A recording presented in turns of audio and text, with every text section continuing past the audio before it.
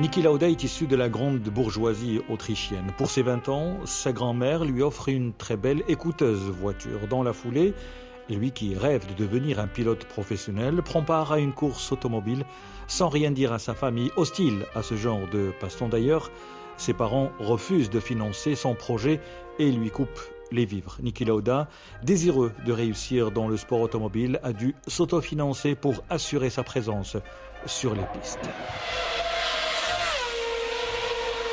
Le début de carrière de celui qui allait devenir une légende s'effectue dans l'anonymat avant de signer à la surprise générale chez Ferrari en 1974. Pour sa première saison, il décroche la 4e place mondiale et l'année suivante, il devient tout simplement champion du monde. L'ascension est fulgurante. Surnommé le robot, le pilote autrichien va régner sur la Formule 1. Son parcours et son palmarès sont impressionnants pour l'époque. 171 courses, 25 victoires, 54 podiums, 3 fois champion du monde, un premier titre avant l'accident et 2 autres après. On va y venir. Le témoignage d'un ancien champion du monde, Alain Prost, sur Canal. Coéquipier qui était exemplaire. Lui, il était le maître, moi j'étais l'élève. Et on a tissé une relation d'amitié qui a duré tout le temps. Il a beaucoup souffert dans sa vie après son accident, sans jamais se plaindre, toujours en allant de l'avant. C'est un vrai exemple pour le monde d'aujourd'hui.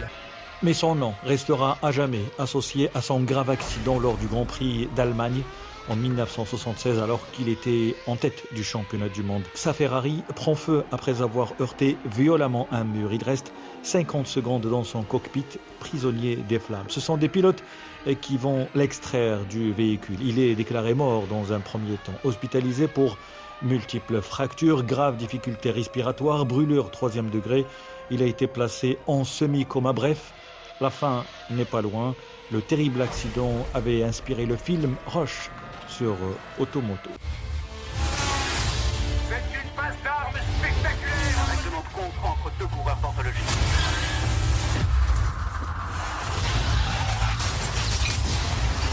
Mais Niki Lauda est un miraculé. Il se rétablit pas à 100%, mais il reprend la compétition 1 mois après l'accident pour retrouver les sommets et décrocher 2 autres titres mondiaux. The title going to Niki Lauda, who wins the race, who wins the World Championship. À la fin de sa carrière, il va se consacrer à sa passion, l'aviation commerciale. Lui-même, pilote de ligne, il a 2 compagnies, Lauda Air notamment. Malheureusement, en 1991, un appareil de sa flotte s'écrase en Thaïlande, faisant plus de 200 morts. Un moment qu'il qualifie de pire de sa vie. Il retrouve la Formule 1 comme pilote, consultant, dirigeant.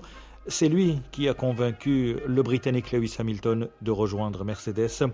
Mais le grave accident dont il a été victime a affaibli son organisme. Hospitalisé, opéré pour problème de rein en 2018.